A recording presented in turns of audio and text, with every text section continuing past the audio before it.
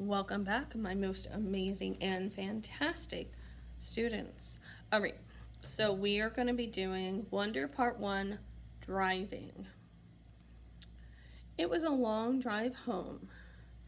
I fell asleep in the back seat like I always did, my head on Vi's lap like she was my pillow. A towel wrapped around the seatbelt so I wouldn't drool all over her. Vi fell asleep too, and Mom and Dad talked quietly about grown up things that I didn't care about. I didn't know how long I was sleeping, but when I woke up, there was a full moon outside the car window. It was a purple night, and we were driving on the highway full of cars. And then I heard Mom and Dad talking about me. We just can't keep protecting him, Mom whispered to Dad, who was driving. We just can't pretend he's going to wake up tomorrow and this isn't going to be reality, is it, Nate? And we have to help him learn to deal with it. We just can't avoiding situations like that. Sending him off to middle school like a lamb to slaughter? Dad answered angrily. But he didn't even finish the sentence because he saw in the mirror looking up. What's a lamb to slaughter? I asked sleepily. Go back to sleep, Augie, Dad said softly. Everyone will stare at me at school, I said suddenly, crying. Honey, Mom said. She turned around in the front seat and put her head on my hand. You know, if you don't do this, you don't have to.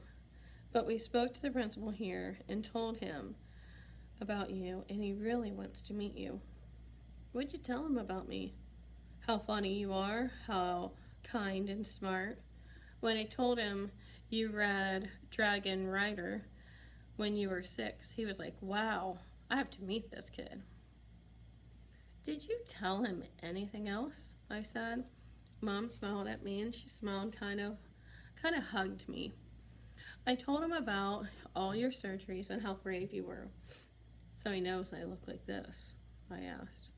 Well, we brought up pictures from last summer at Montauk, Dad said. We showed him pictures of the whole family and that great shot of you holding the flounder on the boat. You were there too? I have to admit I felt a little disappointed that he was part of this. We both talked to him, yes, Dad said. He was a really nice man. You would like him, Mom added.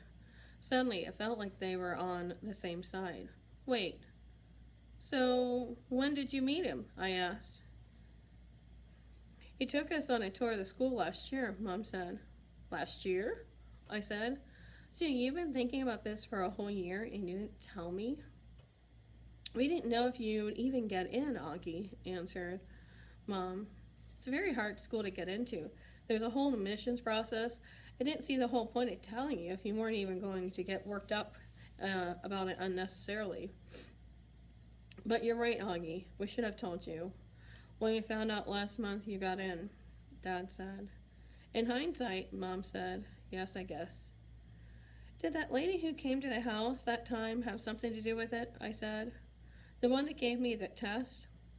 Yes, actually, Mom said, looking kind of guilty. Yes.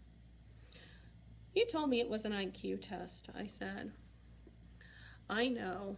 Well, that was a little white lie, she answered. It was a test you needed to take to get into the school. You did very well on it, by the way. So you lied, I said. A white lie? But yes, sorry, she said, trying to smile. When she didn't, I didn't smile back. She turned around in her seat and faced forward. What's a lamb to slaughter? I said. Mom sighed and gave Dad a look. I shouldn't have said that, Dad said, looking at me in the rearview mirror. It's not true. Here's the thing. Mommy and I love you so much that we want to protect you in any way we can. Just sometimes we want to do it different ways. I don't want to go to school, I answered, folding my arms.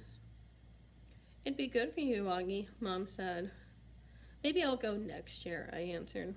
looking out the window. This year wouldn't be better, Augie, Mom said. You know why? Because you're going into 5th grade, and that's the first year of middle school for everyone, and you won't be the only new kid. But I'll be the only kid that looks like me, I said. I'm not going to say it. Won't be a big challenge for you, because you know better than that, she answered. But I'll be good for you, Augie. You'll make lots of friends, and you'll learn lots of things you've never learned with me. She turned in her seat and again looked at me. When we took the tour, you know what they said in their science lab? A baby chick that was just hatching out of an egg. It was so cute. Augie, it's actually kind of reminded me of when you were a little baby with those big brown eyes of yours. I actually love it when they talk to you when I was a baby. Sometimes I want to curl up in a tiny little ball and them hug me and kiss me all over. I miss being a baby, not knowing stuff, but I wasn't in the mood for that now. I don't want to go, I said. How about this? You can at least meet Mr. Tushman before making up your mind, Mom asked.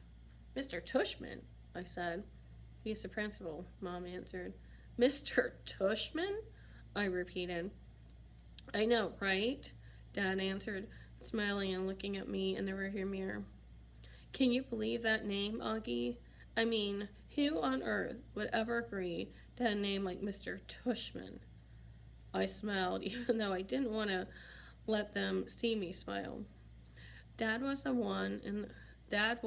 one person in the world who could make me laugh, no matter how much I didn't want to laugh. Dad always made everyone laugh. Augie, you know what you should do? You should go to school just so you can hear his name over the loudspeaker, Dad said excitedly. Can you imagine how funny it would be? Hello, hello, paging Mr. Tushman. He was like using a fake high laugh, old lady voice. Hi, I'm Mr. Tushman. I see you running a little behind today. Did you get your car ready? Did your car get rear-ended today? What a bum rep. I started laughing, but not even because I thought he was being funny, but because it wasn't in the mood to stay mad anymore. It could be worse, Dad. It could be worse, though, Dad continued in a normal voice. Mom had a professor in college called Mrs. Butt. Mom was laughing, too. Is this for real? I said. Roberta Butt, Mom answered, raising her hand and swearing, Bobby Butt. She had huge cheeks, Dad said. Nate, Mom said. What? She had big cheeks, is all I'm saying. Mom laughed and shook her head. At the same time, hey, I know, Dad said, excited. Let's fix them up on a blind date. Can you imagine Miss Butt and Mr. Tushman? Mr. Tushman, here's Miss Butt. They could get married and have a bunch of little tushies. Poor Mr. Tushman, Mom answered, shaking her head. Augie hasn't even met the man yet, Nate. Who's Mr. Tushman? I said groggily. She had just woken up. He's the principal of my new school, I answered.